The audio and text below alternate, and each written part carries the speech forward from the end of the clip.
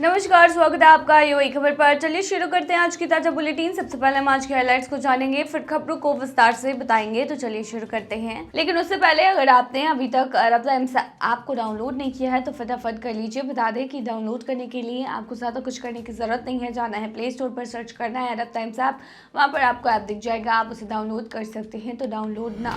UAE के राष्ट्रपति ने पीएम मोदी को फोन कर पहलगाम हमले की कड़ी निंदा। कुवैत में भीषण सड़क हादसा, 2 भारतीयों की मौत। कुवैत से आ रहा था कोची, फ्लाइट में हुई मौत। 42 साल बाद बहरीन से लौटे भारतीय प्रवासी 95 साल की मां से हुआ मिलन। दुबई में फंसे तेलंगाना के युवक की हुई घर वापसी। और आखिर में जानेंगे क्या है आज के रियल रेट्स, क्या है आज के गोल्ड रेट्स और क्या है आज के दरहम रेट्स। तो चलिए खबरों को डिटेल में बताते हैं। यूएई के राष्ट्रपति ने पीएम मोदी को फोन कर पहलगाम हमले की कड़ी निंदा की है। विदेश मंत्रालय ने बताया है कि यूएई के राष्ट्रपति शेख मोहम्मद बिन जायद अल नहयान ने प्रधानमंत्री नरेंद्र मोदी को फोन किया और पहलगाम में हुए आतंकी हमले की सख्त निंदा की। साथ ही भारत के प्रति अपनी पूरी एकजुटता और समर्थन जताया। विदेश मंत्रालय के प्रवक्ता रणधीर जायसवाल ने शनिवार को एक्स पर बताया कि बातचीत के दौरान दोनों नेता इस बात पर सहमत हुए कि आतंकवाद किसी भी रूप में हो, उसे पूरी तरह खारिज किया जाना चाहिए। 22 अप्रैल को जम्मू कश्मीर के पहलगाम में हुए इस हमले में 26 लोगों की मौत हो गई थी, जिनमें ज्यादातर पर्यटक थे। इस घटना की दुनिया भर के नेताओं और देशों ने निंदा की है। जायसवाल ने आगे कहा कि यूएई के राष्ट्रपति ने पीएम मोदी से फोन पर बात कर जम्मू कश्मीर में हुए इस बर्बर हमले में मारे गए लोगों के लिए संवेदना जताई। साथ ही इस हमले की कड़ी निंदा करते हुए भारत के साथ मजबूती से खड़े रहने का भरोसा भी दिलाया। प्रधानमंत्री मोदी ने भी राष्ट्रपति के समर्थन और सहानुभूति के लिए आभार जताया है। दोनों नेताओं ने इस बात पर सहमति जताई कि आतंकवाद के खिलाफ मिलकर सख्ती से काम किया जाना चाहिए। पीएम मोदी ने ये भी कहा है कि भारत इस जघन्य हमले के गुनहगारों और उनके मददगारों को सजा दिलाने के लिए पूरी तरह से प्रतिबद्ध है। जानकारी के लिए बता दें कि यह हमला 2019 के पुलवामा अटैक के बाद कश्मीर घाटी में सबसे बड़ा आतंकी हमला है। पाकिस्तान में प्रतिबंधित आतंकी संगठन लश्कर-ए तैयबा के proxy group the residence front यानी TRF ने इसकी जिम्मेदारी ली है।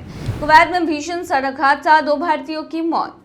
कुवैत में एक दर्दनाक हादसे में 2 भारतीय प्रवासियों की जान चली गई। ये दुर्घटना अब्दाली के पास हुई। मरने वालों में से एक की पहचान केरल के अनुराज नायर के रूप में हुई है। दोनों बेबेहानी कंपनी में काम करते थे। खबरों के मुताबिक गुरुवार सुबह 24 अप्रैल को जब वे अब्दाली रोड से जा रहे थे, तभी उनकी गाड़ी एक पिघले हुए सल्फर से भरी टैंक से टकरा गई। अनुराज नायर और एक अन्य व्यक्ति जिसकी पहचान अभी तक नहीं हो पाई है, वो मौके पर ही गंभीर रूप से घायल हो गए और उनकी जान चली गई।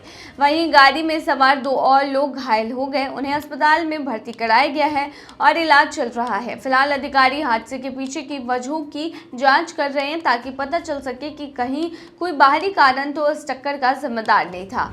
कुवैत से आ रहा था कोची, फ्लाइट में हुई मौत। एक दुखद खबर सामने आई है। 32 साल के भारतीय प्रवासी अनूप बेनी की कुवैत से कोची यानी भारत आने वाली फ्लाइट के दौरान मौत हो गई। वह एयर इंडिया एक्सप्रेस की फ्लाइट में सफर कर रहे थे। रिपोर्ट्स के मुताबिक उड़ान के बीच में अनूप को अचानक तबीयत बिगड़ने का एहसास हुआ। हालत गंभीर होते देख फ्लाइट क्रू ने मेडिकल इमरजेंसी घोषित कर दी।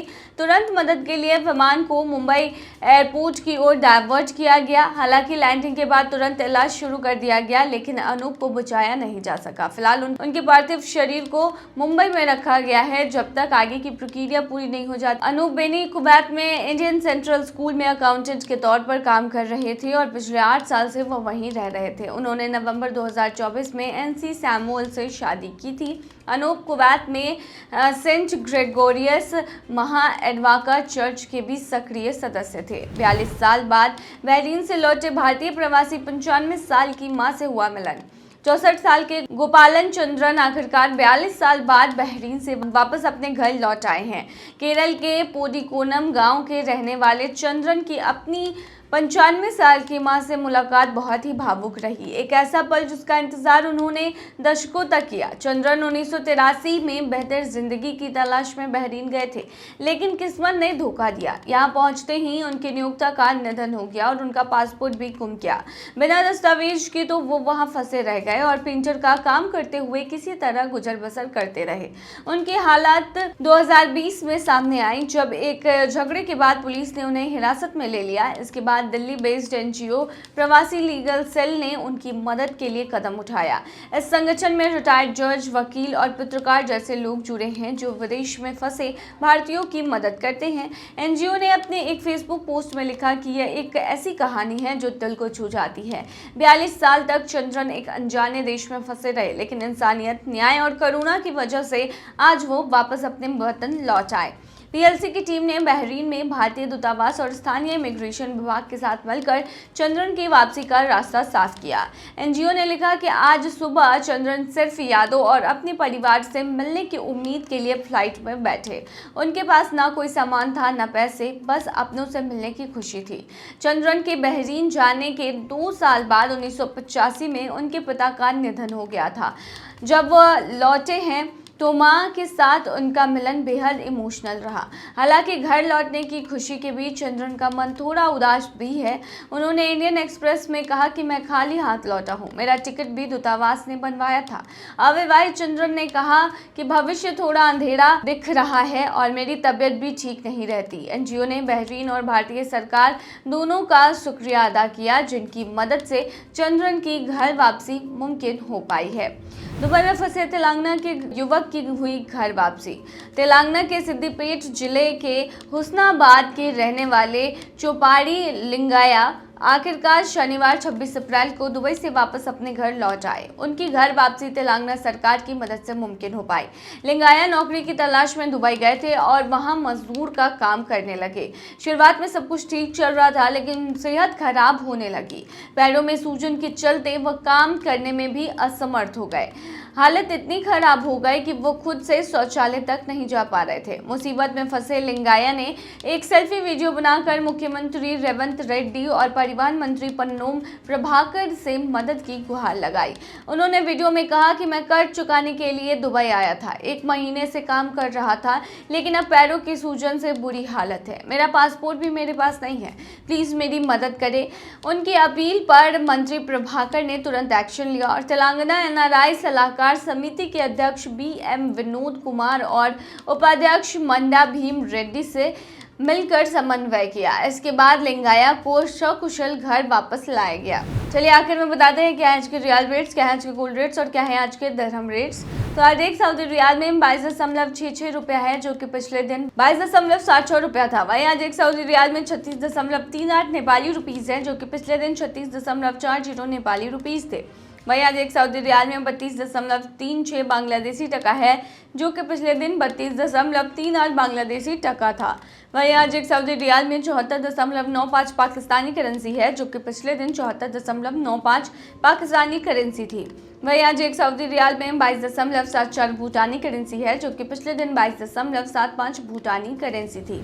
क्या है आज के गोल्ड रेट्स, तो बता दें दुबई में आज 18 कैरेट सोने का दाम 301.30 दिरहम प्रति ग्राम है, जो कि पिछले दिन 302.90 दिरहम प्रति ग्राम था।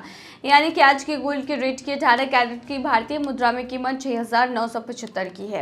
वहीं 22 कैरेट गोल्ड का दाम 368.25 दिरहम प्रति ग्राम है, जो कि भारतीय मुद्रा में 8,525 के होते हैं, जो कि पिछले दिन 370.25 दिरहम प्रति ग्राम था। वहीं दुबई में 24 कैरेट सोने के दाम की कीमत 397.50 दिरहम प्रति ग्राम है, जो कि पिछले दिन 400 दिरहम प्रति ग्राम थी। वहीं आज के 24 कैरेट सोने के दाम के भारतीय मुद्रा की बात करें तो आज ये 9,202 की है। क्या है आज के दिरहम रेट, तो बता दें आज एक यूएई दिरहम में 23.15 रुपया है, जो कि पिछले दिन 23.24 रुपया था। वहीं आज एक यूएई दिरहम में 37.15 नेपाली रुपीज है, जो कि पिछले दिन 37.18 नेपाली रुपीज थे। वहीं आज एक यूएई दिरहम में 33.05 बांग्लादेशी टका है, जो कि पिछले दिन 33.07 बांग्लादेशी टका था। वहीं आज एक यूएई दिरहम में 76.49 पाकिस्तानी करेंसी है, जो कि पिछले दिन 76.49 पाकिस्तानी करेंसी थी।